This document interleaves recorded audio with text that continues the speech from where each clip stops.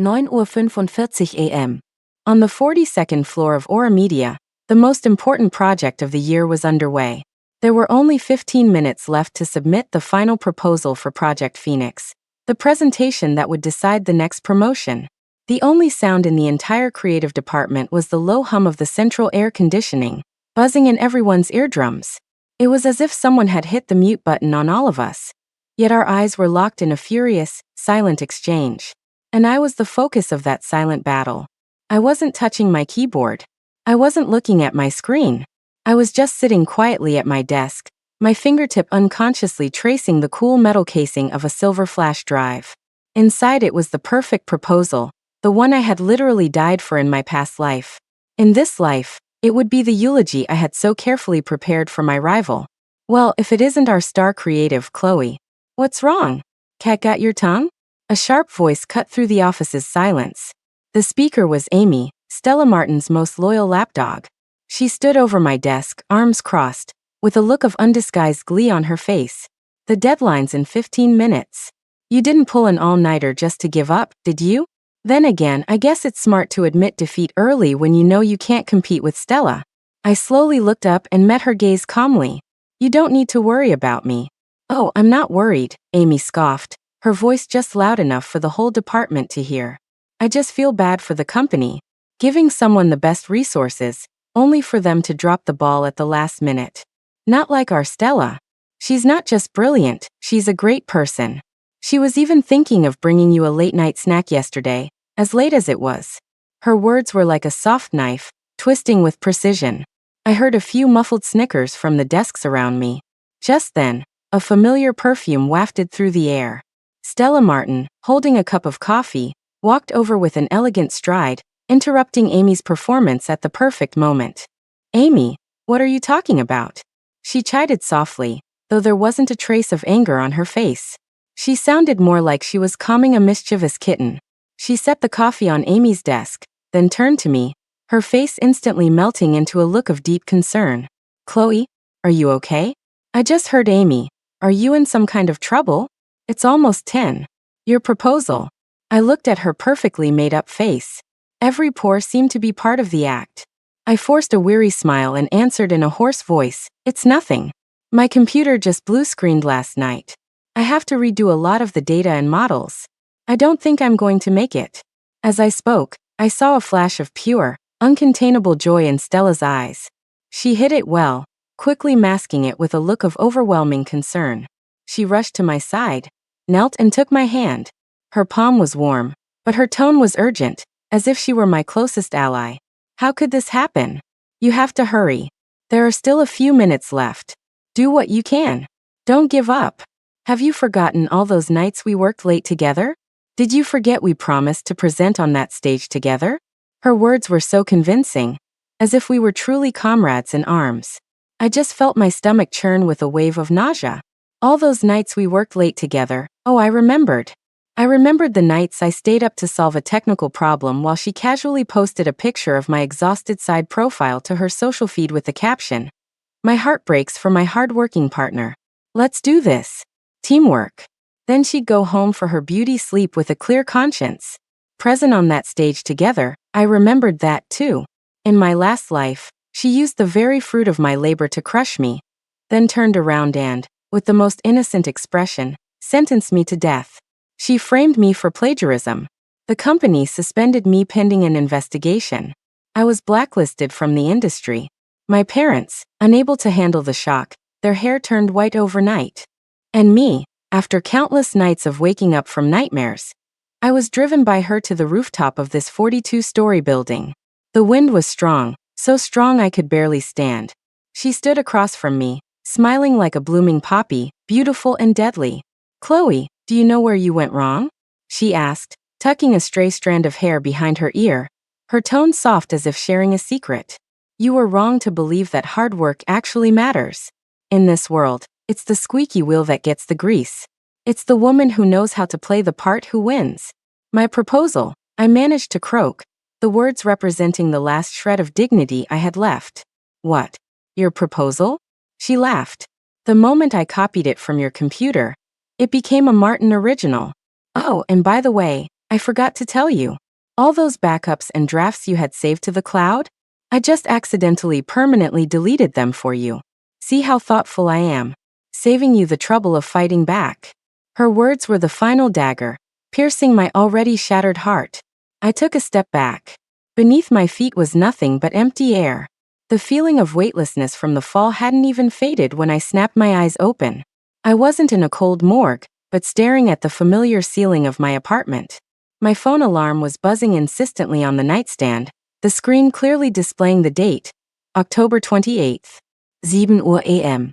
Presentation day. I had been reborn. After an hour of stunned silence, I accepted this unbelievable fact. Then, an emotion combining boundless hatred and extreme calm flowed like lava through my frozen heart. Stella Martin, you taught me the most important lesson of all. This time, I'm not going to work hard. I'm just going to enjoy the show. My thoughts snapped back from the hellish memory to the present. I looked at the sincere face in front of me and slowly pulled my hand away, my voice full of a defeated resignation. Forget it, Stella. It's too late. I lose this time. Congratulations. The director position is all yours. I played the part of the loser perfectly, every word dripping with frustration and helplessness. The effect was immediate. A victorious glint of relief flashed in Stella's eyes. The other colleagues, who had been watching from the sidelines, finally relaxed.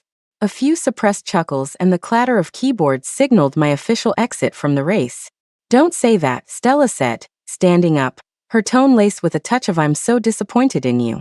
I hate seeing you like this. Wait here. I'll get you a strong black coffee. You have to pull yourself together. Even if there's only 1 minute left, we can't give up."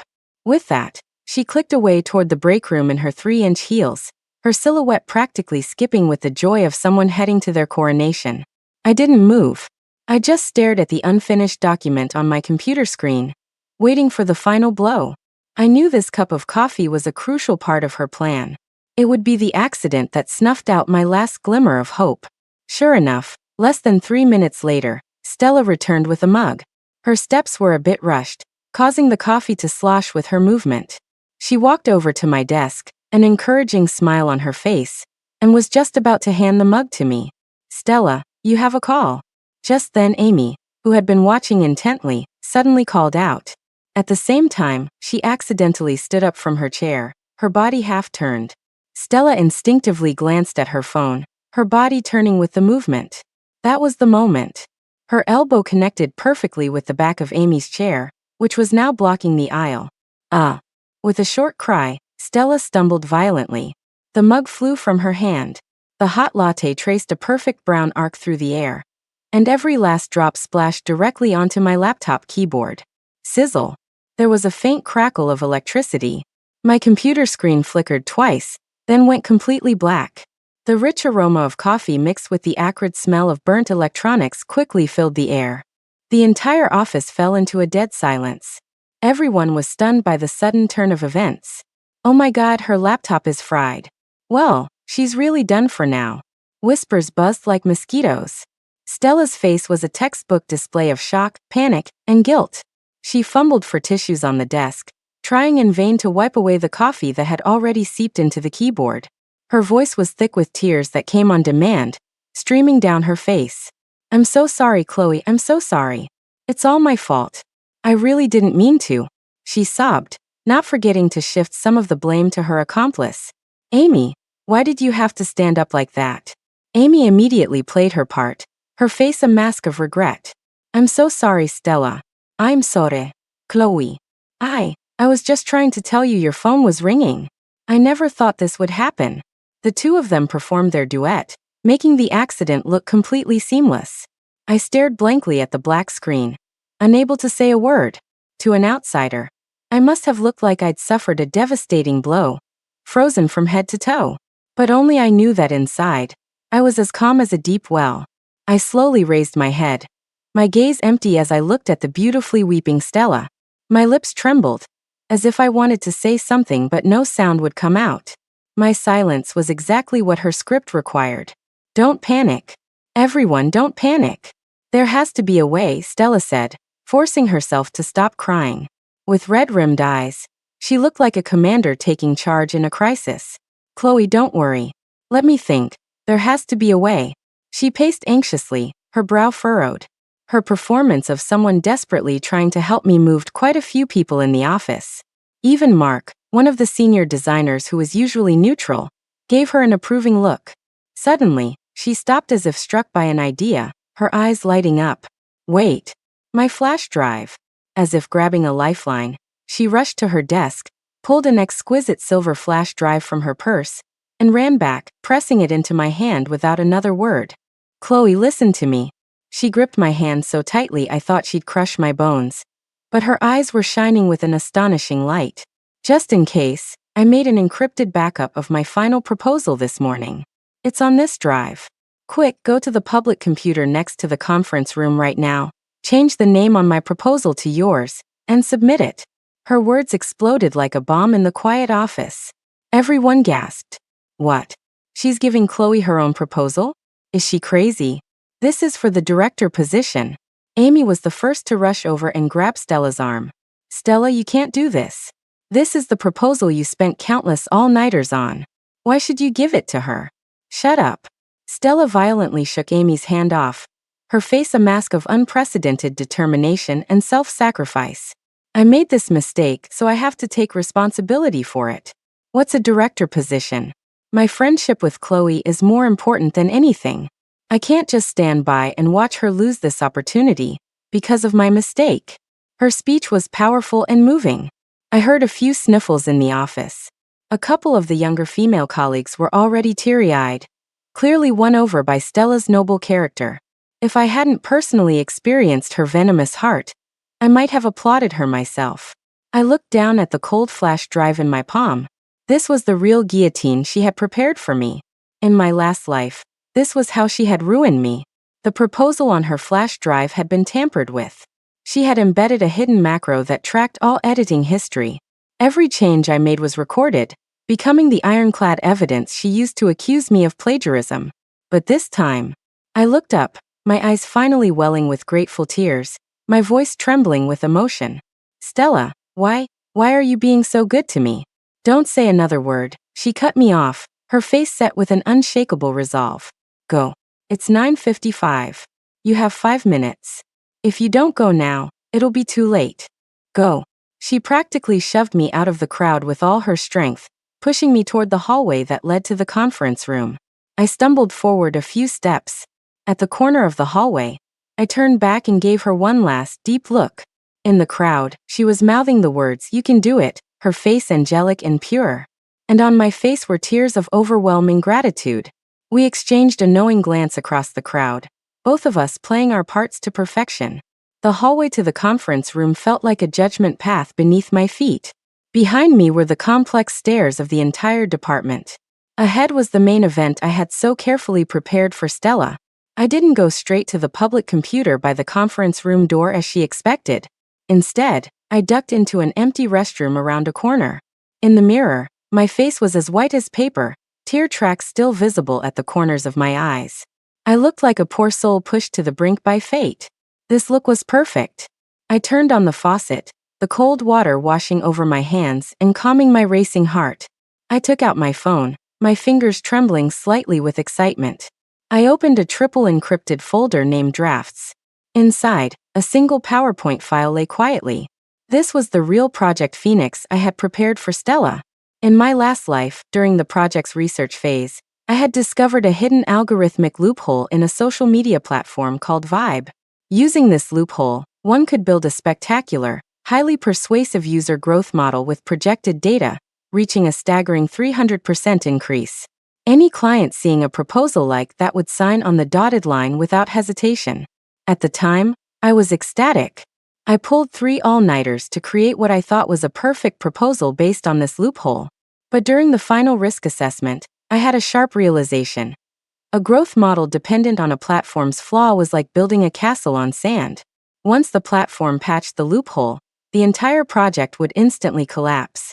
So I decisively abandoned that plan, archived it, and instead developed the other one, Proposal A, which, while less flashy, was solid and reliable. One of the clearest memories from my new life was that in 1 week, Vibe would roll out an unprecedented, major version update, completely closing this loophole and all other backdoors. This loophole proposal was a time bomb wrapped in the world's sweetest candy coating.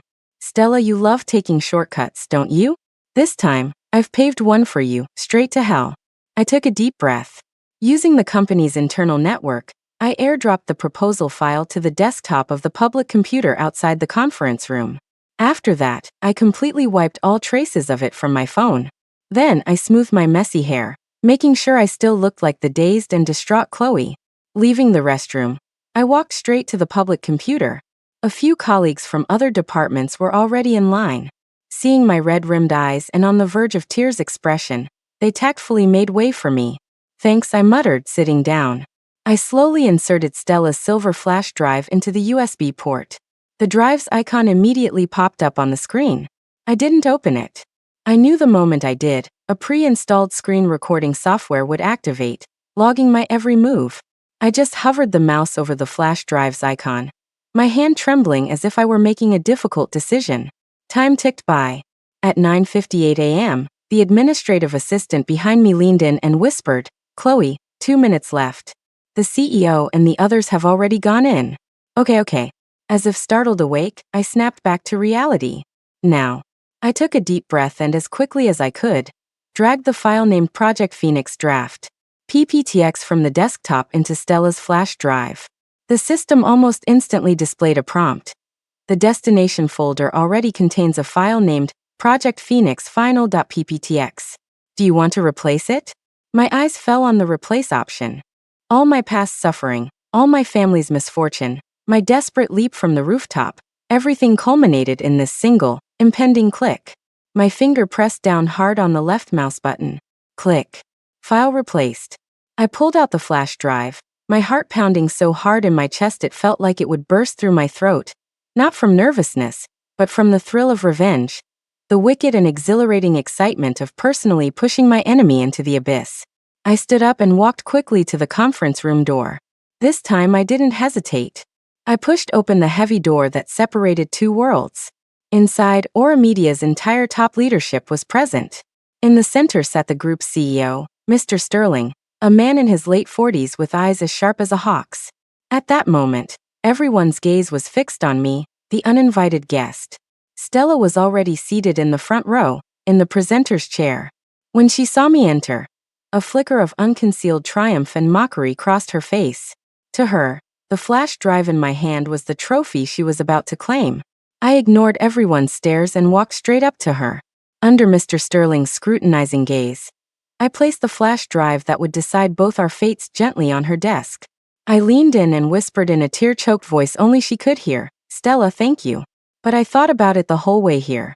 I can't do this. This isn't my work. I can't use it to get a promotion. This opportunity should be yours. I'm sorry for letting your kindness go to waste." My voice was filled with the clarity and reluctance of someone who had just won a moral battle with themselves. Stella was completely stunned. She had probably imagined 1,000 different scenarios, but she had never considered that I would pull a last-minute moral grandstand. But who was she? She was Stella Martin. In just 2 seconds, she understood the brilliance of my move. My actions didn't undermine her victory at all. Instead, they elevated her kindness and greatness to a whole new level. She wouldn't just win the position, she would win everyone's hearts. A true, genuine smile of victory finally graced her lips. "Chloe, she wanted to continue her performance, to say a few more pleasantries, but I had already straightened up, giving her no more chances. I turned to face Mr. Sterling and the other executives on the main dais and bowed deeply. "Mr. Sterling, ladies and gentlemen, I am deeply sorry." My voice wasn't loud, but it carried clearly throughout the room. Due to personal reasons, I was not adequately prepared and cannot present my best work. In order not to waste everyone's valuable time, I have decided to officially withdraw from this promotion presentation. After saying this, I gave no one a chance to ask questions. Without another glance at Stella, I walked directly to the most inconspicuous seat in the last row of the auditorium and sat down quietly. The conference room fell into a strange silence. Everyone was baffled by my actions. Finally, it was CEO Sterling who broke the silence.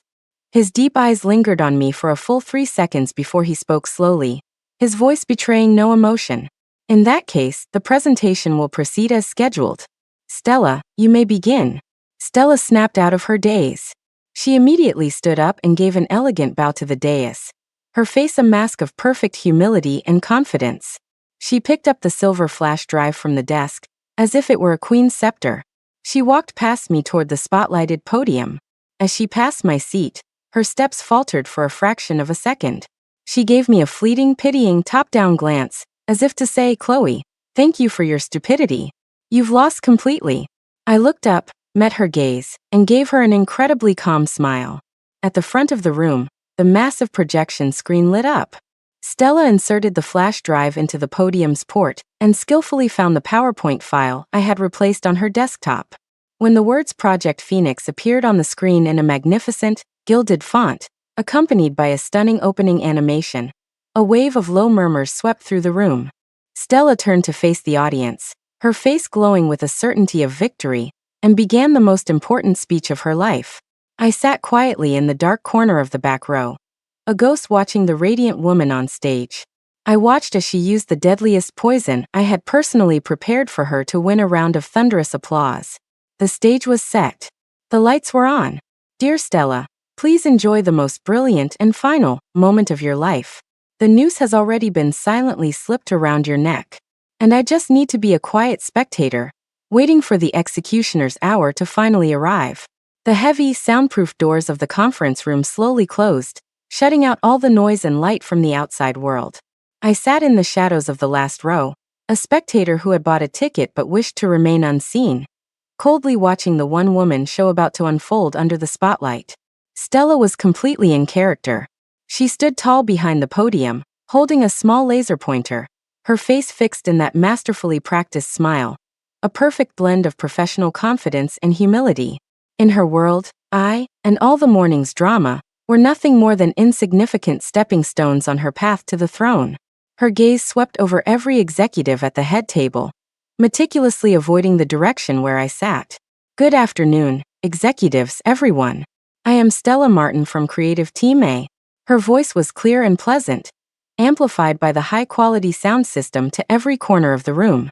It is with great excitement that I present to you the annual integrated marketing proposal our team has tailor-made for Everly Cosmetics, Project Phoenix. As the name suggests, our goal is not merely to help the client with a routine product launch.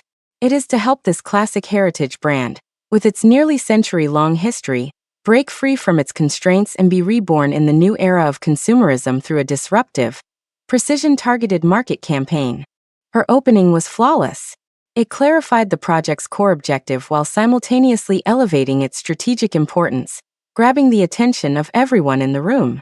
I saw Ms. Davis, the notoriously picky and harsh VP of marketing, subconsciously sit up straighter and give a slight nod. The slide changed to the second page, a visually striking modular market analysis chart I had designed myself. Complex data on generational consumer shifts, competitor dynamics, social media buzz, and market gaps were presented clearly with clean color blocks, lines, and dynamic figures. Stella began her analysis of the market's pain points, her pacing impeccable. Through a deep analysis of over 100,000 consumer samples, we found that Everly Cosmetics' biggest challenge is not a lack of product quality. On the contrary, its quality is highly regarded by consumers. The real problem is a severely aging brand image. In the eyes of the core 18 to 25-year-old consumer group, classic also means traditional. Reliable is synonymous with boring. Simply put, it lives on their mother's vanities, but it can't find its way into their daughters' shopping carts. Our primary task is to shatter this deep-seated stereotype. Her presentation was incredibly skillful. She took the cold, dry data from my proposal and cleverly wrapped it in vivid, picturesque stories, delivering them with flair. She even quoted 2 real users from the market research report, making the analysis feel authentic and relatable. So, facing the fierce onslaught from international giants like Estée Lauder and popular new Asian brands, where is our breakthrough? Stella cleverly created suspense, scanning the room before clicking the pointer, her voice filled with the excitement of someone who'd discovered a new continent. The answer is right here. A huge, striking logo, vibe, instantly filled the screen, capturing everyone's attention. It was the short video social platform most popular among young people, With over 500 million daily active users, famous for its unique, almost mystical smart recommendation algorithm, making it a traffic source that all brands both loved and hated. That's right. Vibe will be the main battlefield for our core campaign. Stella's voice swelled with unprecedented confidence.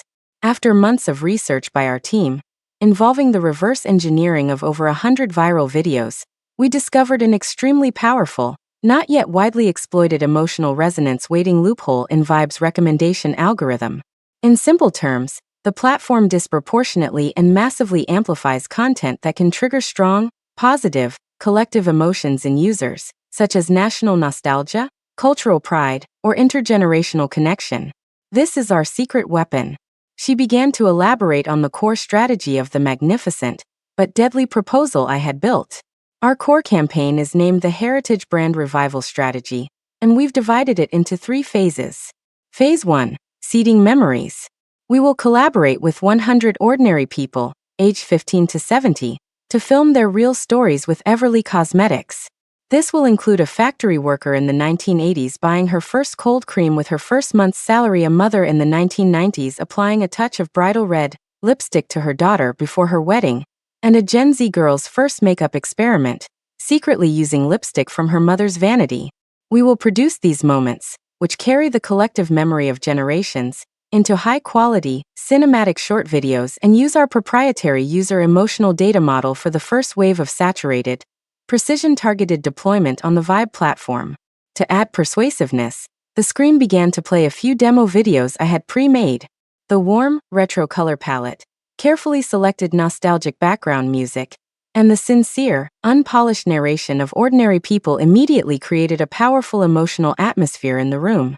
I noticed that even the typically stoic director of administration seemed to have a glint of moisture in her eyes. And this is just the beginning of the campaign. Stella's tone rose again, a strategic smile playing on her lips. The real explosion will happen in our second phase, Viral Storm, and the user growth model we've specially built for it. The PowerPoint switched to the core slide, an incredibly beautiful red curve showing perfect exponential growth, a rising fire dragon that captivated everyone in the room. For any executive burdened with KPIs, this chart was fatally seductive. By precisely leveraging the emotional resonance algorithm loophole, our model conservatively predicts that the first wave of Seeding Memories deployment will generate over 50 million effective impressions and at least 3 million high commercial value, targeted followers for Everly Cosmetics' official account within 1 week. But that's not all. She deliberately paused, creating a bit of suspense.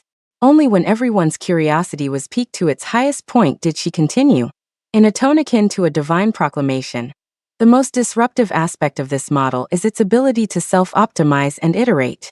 When the first massive wave of traffic comes in, the model will immediately conduct a secondary deep analysis of the new followers' user profiles, interaction data, completion rates, and comment keywords. Within an hour, it will automatically optimize and adjust the content mix and user tags for the second wave of deployment, thus forming a perfect exponential traffic feedback loop. With each cycle, our traffic acquisition cost will decrease exponentially, while the user purchase conversion rate will rise exponentially. She pointed her finger at the number marked in bright red at the very top of the projection, her voice trembling with intense excitement. Our ultimate goal, within the 3-month campaign period, is to help Everly Cosmetics achieve a complete brand image transformation, establish an unshakable position as a leader among Gen Z, gain 10 million new active users, and achieve over $50 million in online sales, representing a year-over-year growth of over 300%. Someone in the room finally couldn't hold back and let out an audible gasp. 300% growth. It was a number that would make any client sign a multi-million-dollar contract on the spot, a number that would cement any advertising agency's legendary status in the industry. I saw the CFO, Mr. Bell, a man known for his conservatism and rigorous scrutiny of every budget request, take off his glasses, rub his eyes, and put them back on, leaning forward to stare intently at the data model on the screen as if trying to see through it.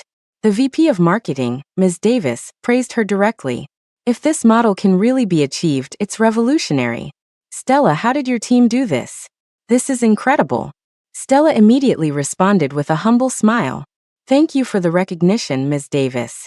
It's mainly due to our team's long-term, deep dive research into the Vibe platform, and perhaps a little bit of luck. Her answer was flawless, showcasing her team's professionalism without being overly aggressive, making her seem very likable. Amy, sitting in Stella's original seat, had an expression that could only be described as vicarious pride. Her face beamed with arrogance and satisfaction, as if she were the one on stage receiving the accolades. She even remembered to throw me a provocative and disdainful look during a lull in the praise, the curve of her lips a silent taunt. I still ignored her, remaining as still as a statue. Stella's performance continued. She began to methodically lay out the detailed budget allocation, a day-by-day execution timeline, and the so-called risk mitigation plan. Of course, this risk plan was just a few inconsequential, standard clauses I had jotted down in the proposal, such as influencer collaboration risks, negative PR monitoring, and so on. The real fatal risk, the one that could bring the whole edifice crashing down, was perfectly hidden beneath the dazzling data model. So in conclusion, Project Phoenix is a perfect commercial closed loop that integrates top-tier creativity, precision strategy, and revolutionary technology with high returns, high efficiency, and fully controllable risks. I believe it will not only help Everly Cosmetics achieve a new birth, but will also become a beacon-level case study for Aura Media and the entire advertising industry this year. Stella delivered her final concluding remarks. She took a slight breath and bowed deeply to the head table. That concludes my presentation. Thank you. The room was briefly silent, as if digesting the immense amount of information. Then a thunderous, enthusiastic round of applause erupted. The applause was 10 times more fervent than what I had received in my past life for my solid proposal A. This was because this new proposal was far more seductive than the safe but unimaginative one, better at stoking the ambitions and desires of the decision-makers in the room. Ms. Davis and several other VPs led the applause, their faces showing undisguised admiration and excitement. Incredible. What a genius idea. Combining heritage brand sentiment with an algorithm loophole so perfectly, the next generation is truly formidable. That emotional resonance loophole. How did our marketing department never notice it? Stella, your team has done a great service. If this plan succeeds, we'll definitely take home the grand prize at the Clios this year. Our company's position in the industry will be untouchable. The praise was endless, washing over Stella like a tide. She stood at the podium, smiling elegantly and appropriately, graciously accepting everyone's compliments and congratulations. She was like a victorious queen returning from an epic battle, basking in her moment of glory. She knew she had won. Won so completely, so indisputably. The applause lasted for nearly a minute before gradually subsiding. However, the CEO, Mr. Sterling, who sat at the center of the head table, hadn't said a word the entire time. He hadn't clapped either. He just watched the radiant Stella on stage with his deep, unreadable eyes, as tranquil as an ancient well. He kept his fingers interlaced, resting them calmly on the conference table, as if the recent enthusiastic applause and praise had nothing to do with him. This subtle but weighty silence caused the room's heated, almost boiling atmosphere to cool down rapidly and imperceptibly. All the executives subconsciously stopped talking and turned their gazes to Mr. Sterling, awaiting his final verdict. Everyone knew that everything before this was just a prelude. Mr. Sterling's approval was the decisive seal of ultimate authority. A very impressive presentation, Stella. Mr. Sterling finally spoke. His voice was low and steady, like the overtones of a cello, betraying no obvious emotion. The creative concept is bold, and the blueprint is ambitious. I personally admire that. This was affirmation. A brighter, more humble smile immediately appeared on Stella's face. She gave a slight bow, her voice laced with just the right amount of excitement. Thank you for the compliment, Mr. Sterling. This is the result of our entire team's tireless work, day and night. Especially Chloe. She also contributed a great deal in the early stages. Even at this moment, she didn't forget to mention my name, using a magnanimous gesture to perfect her image of being forgiving and generous. I like ambitious young people. And I like ambitious proposals, Mr. Sterling continued, his gaze shifting from the dazzling slide to land squarely on Stella's face, like a precise spotlight. But you must understand, the more ambitious a proposal, the greater the risks that we may not be able to bear. The air in the conference room began to feel heavy and tense. The smile on Stella's face faltered slightly, but she was clearly prepared for this. She immediately replied with confidence, "Mr. Sterling, please rest assured. We have made extremely detailed preparations regarding risk control. In the appendix of the proposal, we have set up a 3-tier risk control mechanism, covering everything from automatic warnings for budget overruns to potential issues in influencer collaborations, as well as monitoring and responding to potential negative PR on social media.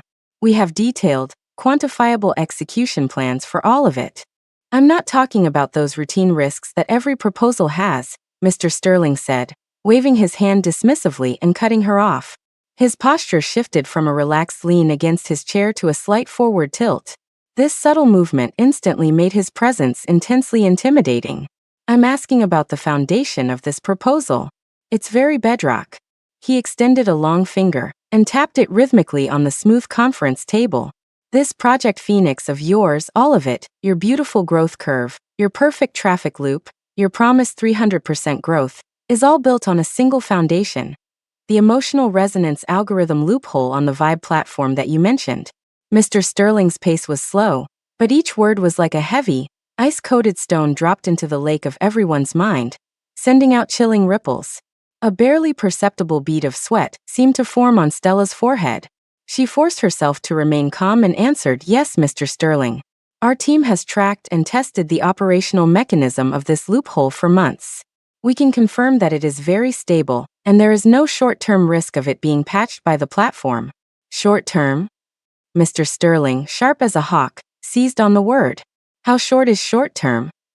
1 month? 3 months? Or a year? As the project lead, you must give me a clear time frame." Stella was stuck again.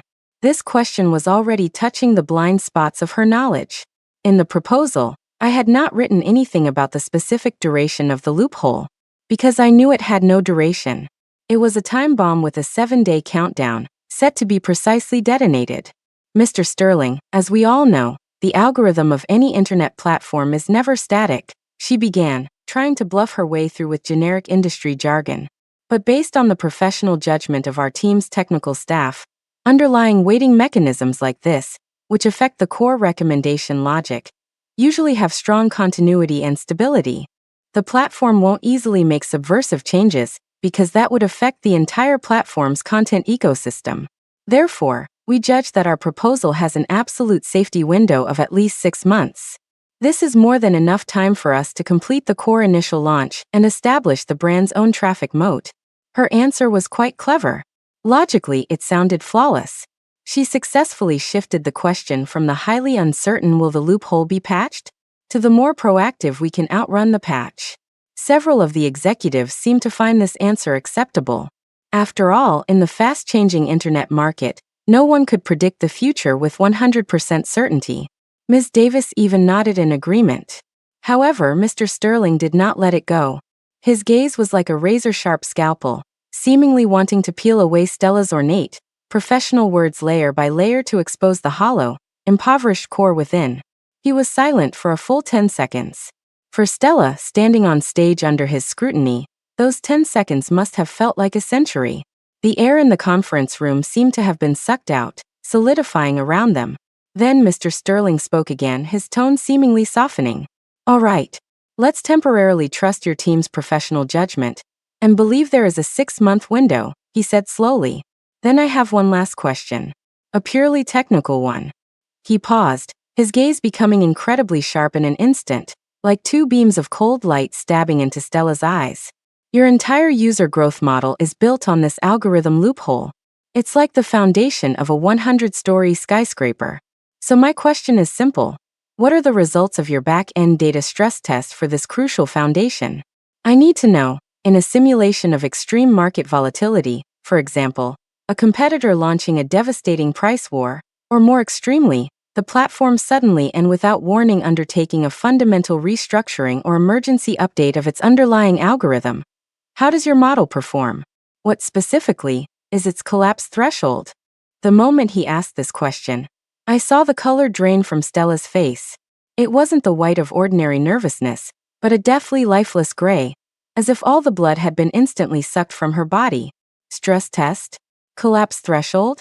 These terms, so basic and core to anyone who actually develops a proposal, were probably like an alien language from another dimension to her. She was a genius at packaging, performing, and plagiarizing. But when it came to the complex data models and technical logic at the core of the proposal, the things that required countless days and nights of calculation and deduction, she was utterly clueless and had no interest in being otherwise. She had memorized all the presentation lines from my proposal. She had memorized all the shiny conclusions. But she couldn't memorize things that simply didn't exist, because this proposal was a trap. I had never run any so-called stress tests on it. Its very existence was a shoddy piece of work waiting to collapse, with no safety redundancies whatsoever. Stella's lips moved, a meaningless, hoarse sound escaping her throat, but she couldn't form a single complete word. Her brain must have been spinning at 1,000,000 RPM, trying to cobble together any professional-sounding, bluffing term from her pitifully small reserve of marketing jargon to get by. No one in the room was a fool. They could all clearly see her predicament and guilt. The executives like Ms. Davis, who had been praising her just moments ago, now wore extremely complicated expressions. The seeds of doubt had sprouted in their minds, and were growing at a visible rate.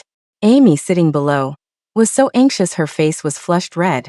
She kept trying to give Stella signals with her eyes, her mouth silently forming words, but I knew it was useless.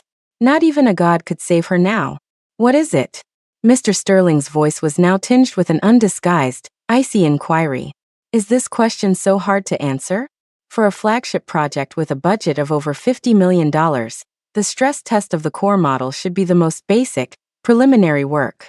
You don't need to explain the process. Just tell me, what were the results of the test? His relentless questioning was like a precise, heavy hammer blow, completely shattering Stella's already fragile psyche. Our team, of course, conducted a comprehensive assessment. The results of that assessment were within expectations, she stammered, unable to produce a single coherent thought. Her guiltiness in expression had already written the one true answer plainly on her face. She had no idea. She was talking complete nonsense. Mr. Sterling's face finally showed an undisguised, profound disappointment. He leaned back slowly into his large chair, his voice devoid of any warmth, possessing only the cold, metallic clang of a final judgment. I see. You didn't do a stress test. Or, to be more precise, you have no idea how to conduct this test. You don't even know why this test is important. His words were like an invisible, powerful bolt of lightning that struck Stella on the head. Her body visibly trembled. The fingers gripping the podium turned white from the force, barely keeping her from collapsing. No, that's not it, Mr. Sterling. You've misunderstood. She tried one last, futile struggle. I just felt that these overly technical details weren't suitable for today's meeting. Enough. Mr. Sterling used just one word to coldly cut off all her pale excuses. The conference room fell into a deathly, suffocating silence. Even the air seemed to have solidified. Everyone's gaze was like a searchlight, focused on the pale, teetering, pathetic woman on the stage. All the halos, all the glory she had built up through her perfect performance, were shattered into dust at this moment, reduced to nothing. In this suffocating, long silence, Mr. Sterling's sharp, hawk-like eyes slowly swept across the entire room like a precision radar, passing over the executives in the front rows who were silent with nervousness and fear.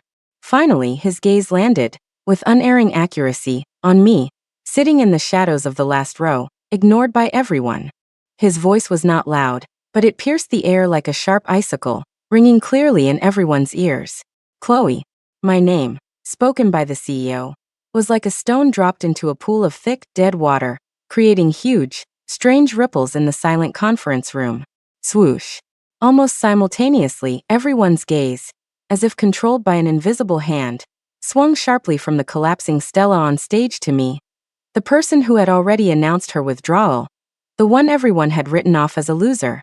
Their gazes were filled with even more intense shock, confusion, and a hint of excitement at the prospect of witnessing a dramatic reversal.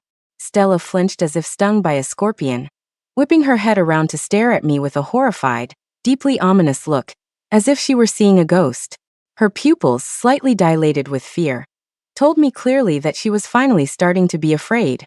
Amy's mouth hung open wide enough to fit an egg, the color completely drained from her face. Under the gaze of the entire room, I stood up calmly and composedly. I ignored everyone's stares, meeting only the deep, unreadable eyes of Mr. Sterling at the head table. I answered, neither servile nor overbearing, Mr. Sterling, I'm here. What are your thoughts on the stress test question I just raised? Mr. Sterling looked at me, his expression neutral, his question a pure, unbiased inquiry. I didn't answer immediately. I began to walk, slowly, step by step, from the safe shadows of the back row toward the bright light of the judgment stage. My heels clicked on the mirror-like floor, a crisp, rhythmic clack, clack, clack. The sound was exceptionally clear in the silent room. Each step like the ticking of a death watch beetle, precisely landing on Stella's already taut, near-breaking nerves. I could clearly feel her body trembling uncontrollably as I approached. I walked right up to the podium and stood beside her, less than 2 feet away. I could even smell her expensive perfume, now mixed with the sour scent of the cold sweat she was secreting out of fear. Only then did I turn to face the head table, to face the man who held everyone's fate in his hands. Mr. Sterling, I began, my voice clear, calm, and with an almost imperceptible coldness, amplified by the microphone before me and broadcast throughout the room. Regarding the question you just raised, my personal opinion is that the question itself is wrong. Oh. Mr. Sterling's eyebrows twitched almost imperceptibly, a flicker of genuine interest finally showing on his face. And why is that? Because this proposal, this model, fundamentally doesn't need, and doesn't deserve, any form of stress testing.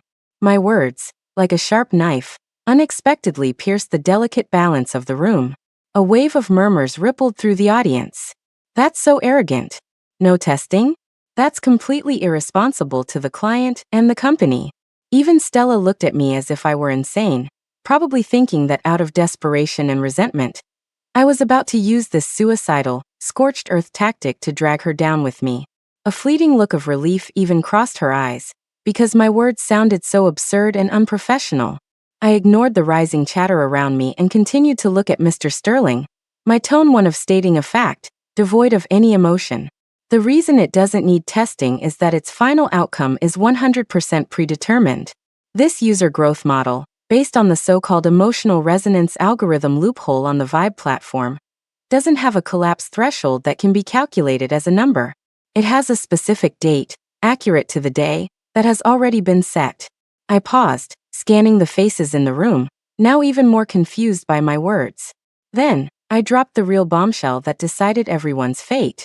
According to absolutely reliable inside information I have obtained, Vibe will conduct its largest ever version and algorithm update, codenamed Morningstar, globally next Wednesday, exactly 7 days from now.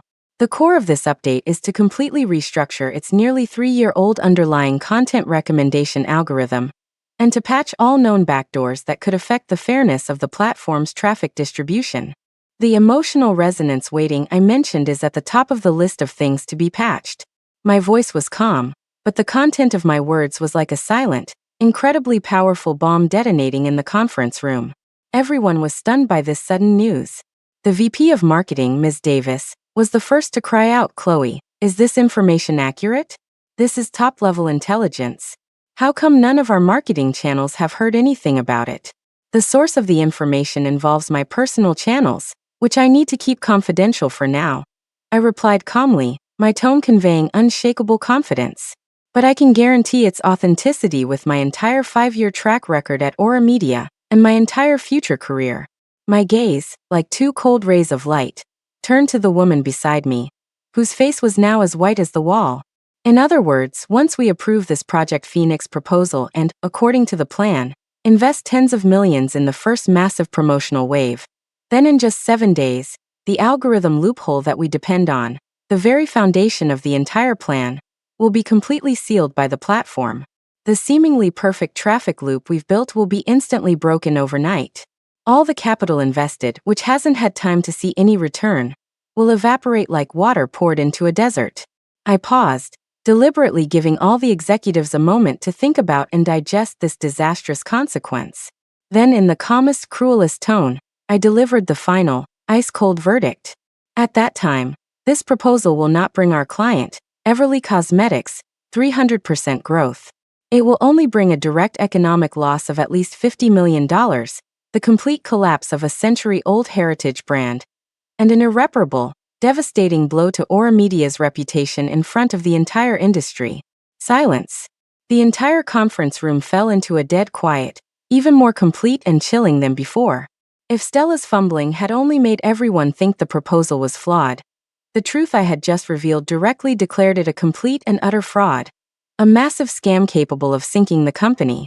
Everyone was shocked speechless by the catastrophic, almost apocalyptic consequences I had described. Ms. Davis and the other executives who had been applauding the proposal just moments ago now looked no better than Stella. I could clearly see a fine sheen of cold sweat on Ms. Davis's back. Stella's body finally gave out. She swayed violently and reached out, gripping the edge of the podium so hard her nails dug into the wood, just barely managing to keep herself from collapsing. You're lying. Slandering me. She finally managed to squeeze out a hoarse, baseless shriek born from extreme shock and fear. This is libel. You couldn't finish your own proposal, so you made up this terrifying lie to frame me. Mr. Sterling, don't believe her. Even at this stage, she was still trying to struggle, to blame everything on my jealousy and revenge. Framing you? I laughed, a cold, undisguised scorn in my voice. Stella, you still don't get it, do you? You don't even understand the basic logic and risks of the very proposal you're holding. My gaze shifted back to Mr. Sterling, my tone returning to a calm statement. Mr. Sterling, I admit, I did not submit my final proposal today, because my work computer was, very unfortunately, completely destroyed by a cup of accidentally spilled coffee just before the deadline. I deliberately emphasized the word accidentally, glancing meaningfully in the direction of the creative department. All my colleagues from that department subconsciously held their breath. They clearly remembered the dramatic accident that had occurred in the office that morning. But my tone shifted. Before my computer was destroyed, I had a habit of synchronously documenting all my research processes, data analysis, model construction, and risk assessments in my personal phone's notes. I took my phone out of my pocket, calmly unlocked it, and opened the pre-prepared notes app. Then I looked up at the tech guy in the corner. Could you please help me project my phone screen onto the main display? The technician hesitated, instinctively glancing at Mr. Sterling. The CEO's face was hidden in shadow, his expression unreadable, but he gave a slight nod. The technician immediately got to work. Soon my phone screen was projected, large and clear, for everyone to see. On the screen was a meticulously detailed and organized memo. From the first day of the Project Phoenix launch, my every thought process, every data analysis, every model construction phase was clearly time-stamped and recorded. I scrolled up in front of everyone, as if flipping through an irrefutable book of evidence. Finally, I stopped on the record about the trap proposal. There, in bold black text, it was written clearly: Loophole Proposal High-Risk Model Test Record. Model Core, based on Vibe Platforms, Emotional Resonance, Algorithm Loophole. Pros. Data model is extremely attractive, short-term traffic burst potential is very high, fatally seductive to clients. Fatal flaw. Risk level extremely dangerous. This loophole is non-structural. The platform could patch it at any time without warning. Once patched, the model will completely fail, and the project will be a total loss. Conclusion. Rejected. Strictly prohibited for use in any official proposal. Below this concluding text, I had also included a link to a technical analysis article on a foreign professional forum about the potential risks and upcoming adjustments to the Vibe platform's algorithm. And the date on this memo entry was 3 weeks ago. The evidence was mountainous, irrefutable. This was the true, final blow I had prepared for Stella, one she could never recover from. As you can all see, I said, holding my phone like a calm executioner reading a verdict, the so-called genius proposal that Ms. Stella Martin presented to you today with such confidence and eloquence is nothing more than a high-risk test product that I had already identified as a failure 3 weeks ago.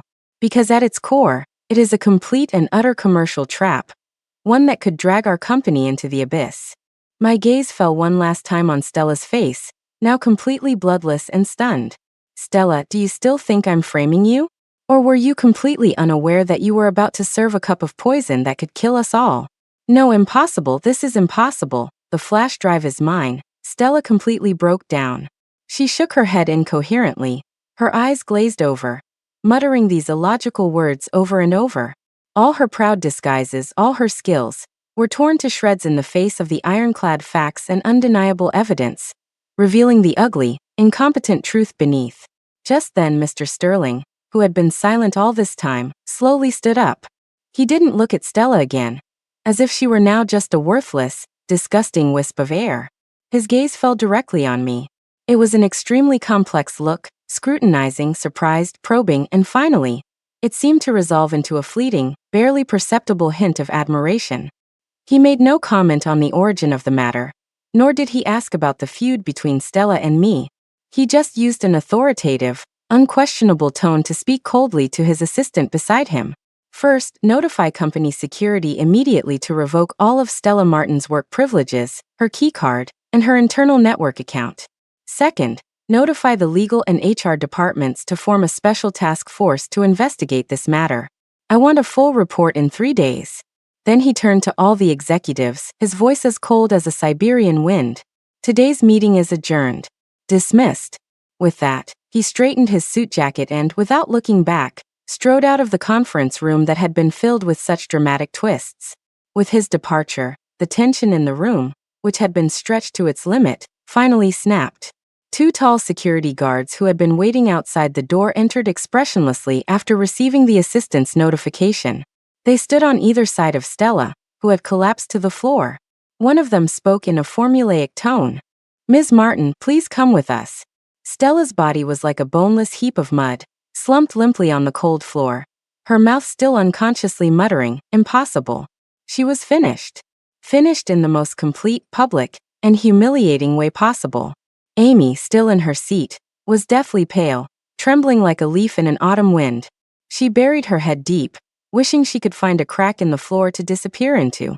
And I, under the complex gazes of all my colleagues, gazes of awe, fear, or curiosity, calmly locked my phone, put it back in my pocket, and just as calmly, turned and walked out of the judgment hall that had once decided my life and death and had now witnessed my revenge.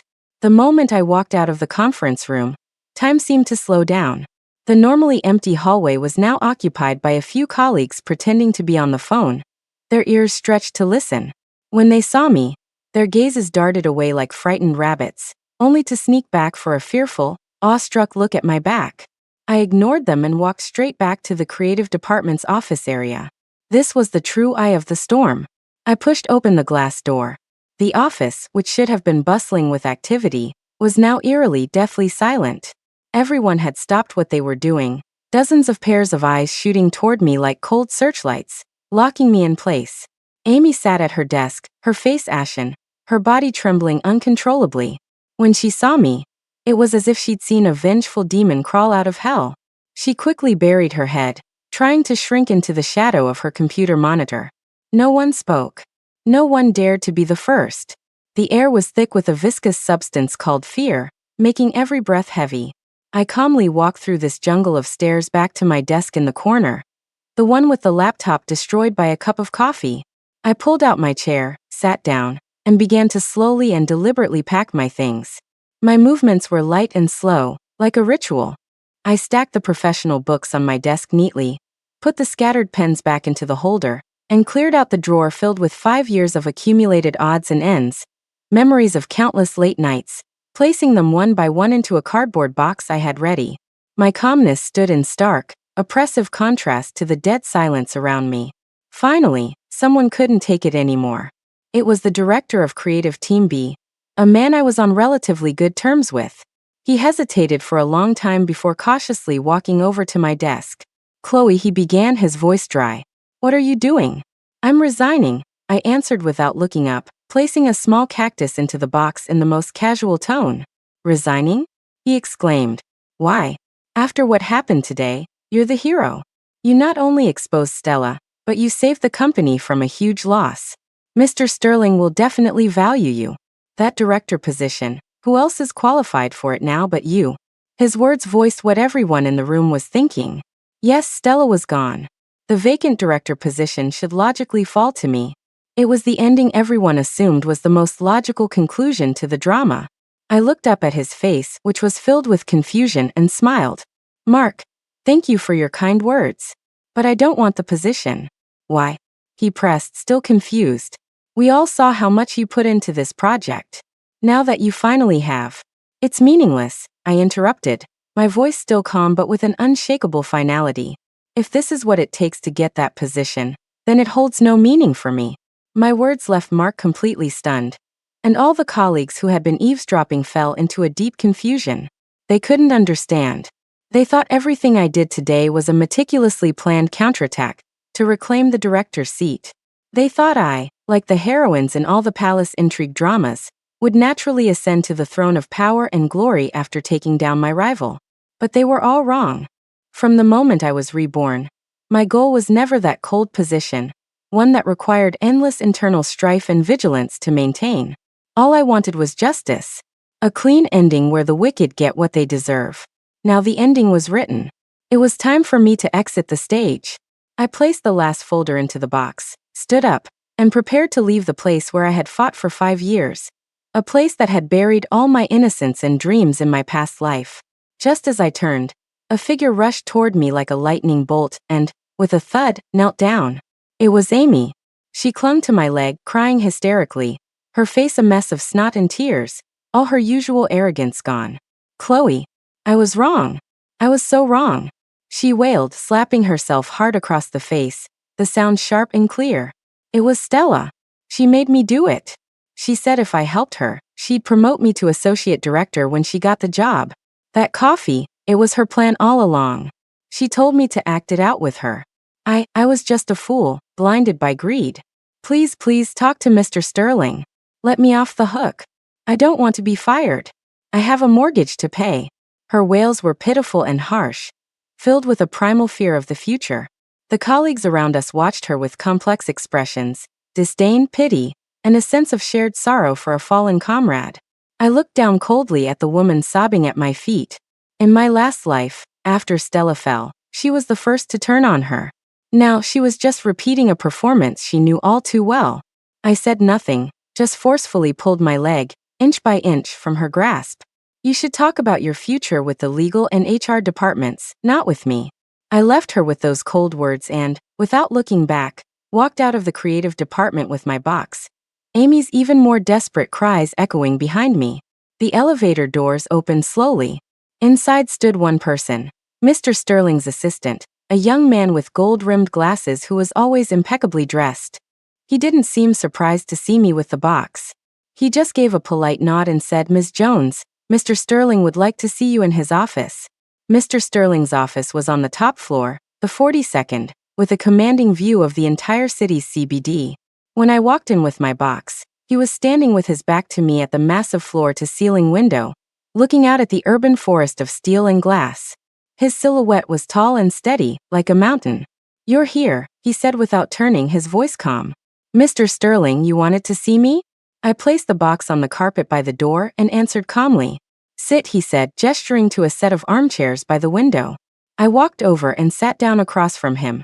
On the table, a pot of steaming green tea had already been prepared, its fragrant aroma filling the air. Mr. Sterling turned around, sat down across from me, and personally poured me a cup of tea, gently pushing it toward me. Try it. This year's first flush dragon well.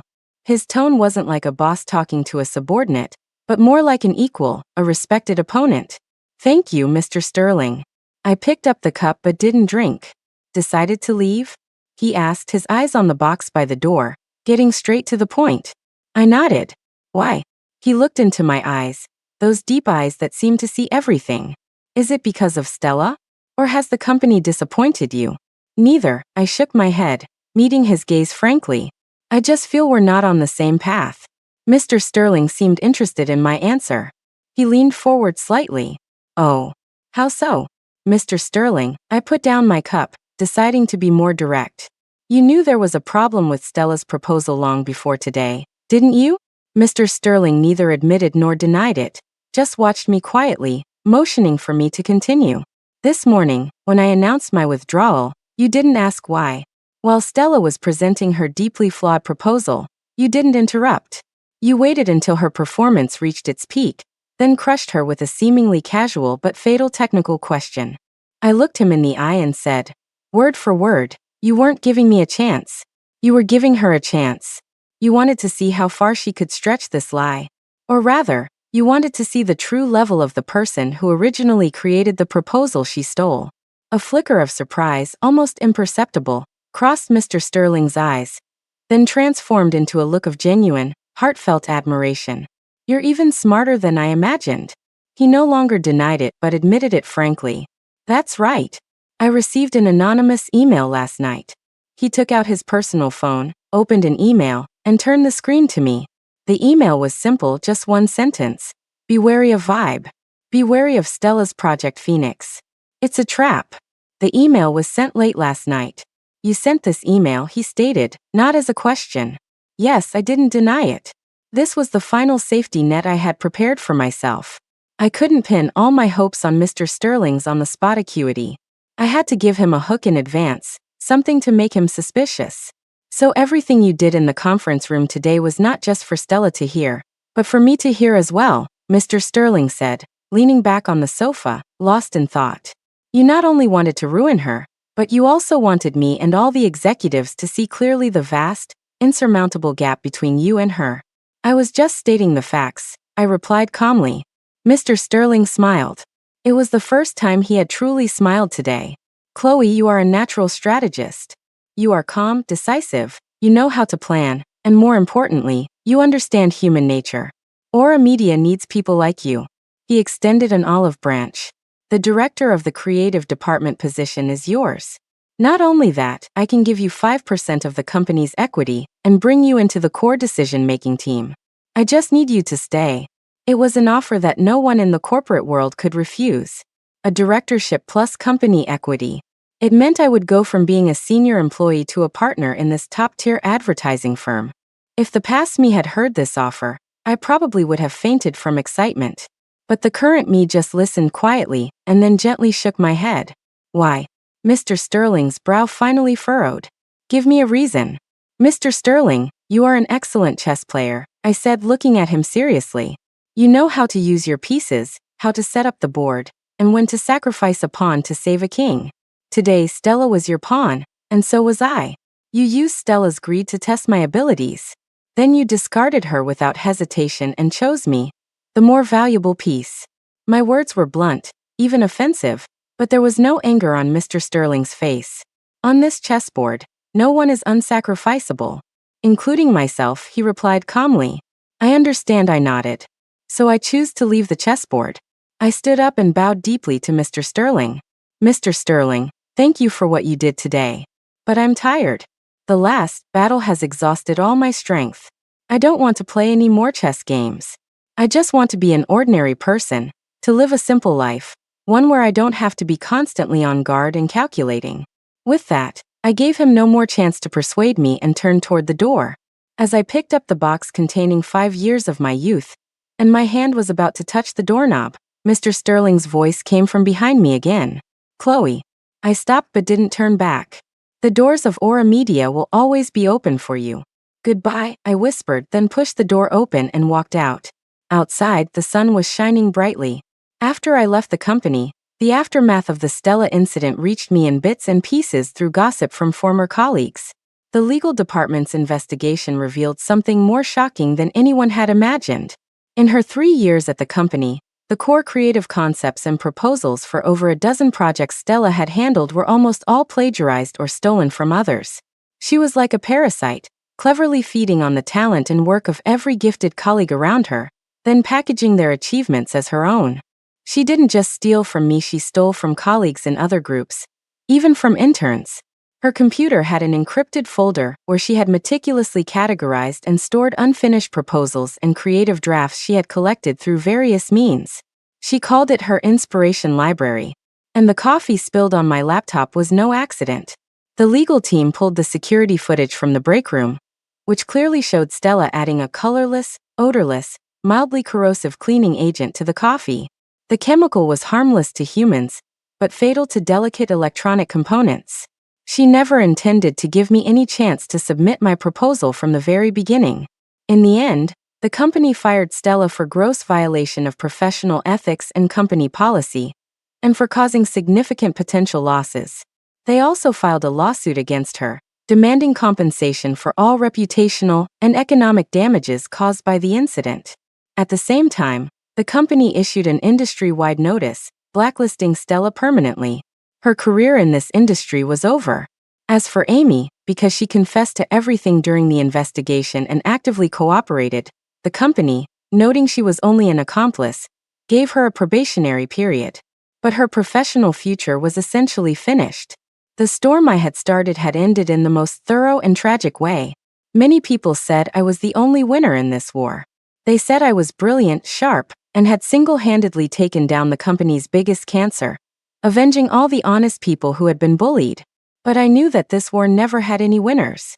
When I saw the news report of Stella's parents, an elderly couple with graying temples, being mobbed by reporters outside the courthouse, apologizing to the public with tears streaming down their faces, I felt no thrill of revenge, only an indescribable exhaustion. When I heard that Amy, unable to handle the pressure, eventually resigned and went back to her hometown, disappearing from the scene, I felt no relief either. I had ruined their lives, and in doing so, I had said goodbye to my former self. I had completed my revenge in the most extreme way possible, and in doing so, I had completely severed all ties with my past. I left the bustling, cold metropolis where I had lived for nearly a decade. I returned to my hometown, a small, charming lakeside town. With my savings from the past few years, I opened a small cafe by the old town's river, one that only sold pour-over coffee and homemade desserts. The shop was small, with only 5 or 6 tables. I didn't hire any staff, I did everything myself. I woke up when I wanted, then opened for the day. In my free time, I would sit by the window, read a book, listen to music, or just watch the small boats drift by on the river and the pedestrians leave their footprints on the stone-paved streets. Life was simple and slow. I no longer needed to stay up until 4 a.m. for a PowerPoint presentation. I no longer needed to exhaust myself with office politics. I no longer needed to wear a thick mask every day to deal with veiled threats and backstabbing. I could finally be myself again, an ordinary person who was happy when the sun was out and content with the aroma of good coffee. One afternoon, the shop was quiet. I was behind the counter trying to create a new lavender latte when the wind chime on the door tinkled. I looked up and saw an unexpected person walk in. It was Mr. Sterling. He had shed his signature, expensive tailored suit for a casual outfit. His hair was styled casually, making him look less sharp and authoritative, and more refined and approachable. "Mr. Sterling," I said, surprised. "I don't think you should call me Mr. Sterling anymore," he smiled, walking to the counter and sitting down naturally. "Right now, I'm just a passerby who wants a cup of coffee." How did he find me here? I wondered as I made him a coffee. "I'm here on a business trip and thought I'd come see you," he said, looking around my shop and nodding. "It's a nice place. Very quiet. It's nothing special. Just a small business." "No, I think it's wonderful," he said, looking at me with a genuine envy I had never seen before. Sometimes, having the courage to step off the chessboard requires far more wisdom than winning the game. I placed the lavender latte I had made in front of him. "Try the new special." He picked up the cup, took a small sip, then closed his eyes to savor the taste. "It has a unique flavor," he said, opening his eyes and looking at me seriously. "The sweetness of the lavender and the bitterness of the coffee, but they blend perfectly. Just like life." I smiled. The glow of the setting sun streamed through the wooden window frame, casting a warm, soft light into the room. My phone vibrated gently in my pocket. I took it out and saw an anonymous text message. It was just one simple sentence. "Thank you. And I'm sorry." The number was unfamiliar, but I knew who sent it. I didn't reply. I just calmly deleted the message. I looked up and saw Mr. Sterling smiling at me. I smiled back, a genuine smile of relief and release. Yes, life is like this lavender latte. There's bitterness and there's sweetness, but in the end, it all settles into a peaceful calm. And I had finally found my peace.